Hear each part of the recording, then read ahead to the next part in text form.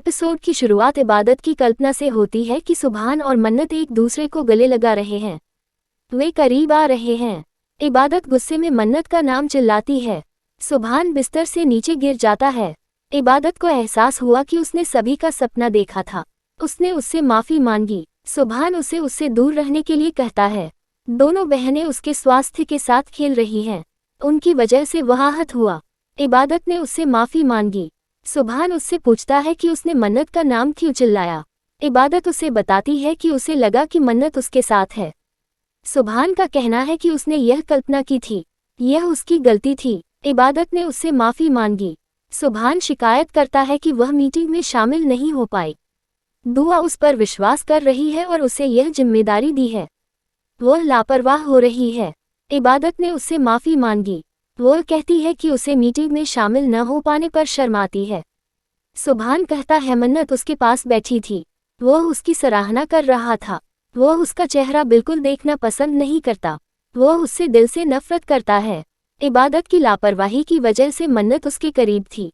इबादत ने मन्नत को अपने करीब आने देने के लिए उससे माफ़ी मांगी। सुभान उसे डांटता है। वह कहता है कि ऐसा लगता है कि किसी भूत ने उस पर कब्जा कर लिया है। उसने भूत को उससे भगाने की कोशिश की। इबादत उसे चिंता न करने के लिए कहती है। भूत ने उस पर कब्जा नहीं किया था। वह यह जानकर खुश होती है कि वह अब भी उसकी परवाह करता है। उसने इनकार किया। वह मन्नत को वहां गायब देखकर चौंक जाता है। उसे डर है कि शायद भूत ने सचमुच उस पर कब्जा कर लिया हो। इबादत वहां एक टेडी बियर ले आता है। सुभान डर जाता है और चिल्लाता है। इबादत कहती है कि यह एक टेडी बियर है। वह उसे एक उपहार बॉक्स देती है। वह उसे खोलने से इनकार कर देता है। इबादत ने उसे अपनी पत्नी के लिए उपहार खोलने के लिए कहा। वह कम से कम उसके लिए इतना तो कर सकता है। वह बॉक्स खोलता है। वह दिल के प्रतीक वाले बॉक्स को देखकर चौंक जाता है। वह उससे पूछता है कि यह क्या है। वह उससे कहती है कि उसे यह डिज़ाइन पसंद है। इबादत सुभान से प्यार करती थी। यह उसके लिए उसका उपहार है।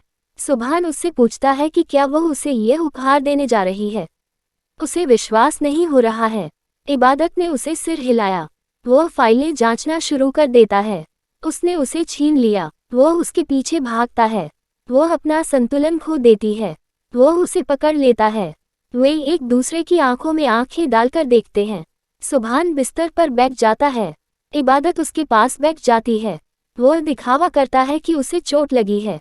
वह पहले उससे माफ़ी मांगती है और उसकी चाल का पता लगा लेती है। वह उसे तकिए से मारती है। वे साथ में खेल रहे, साथ ही वह उनकी उपलब्धियों की सराहना भी कर सकती है।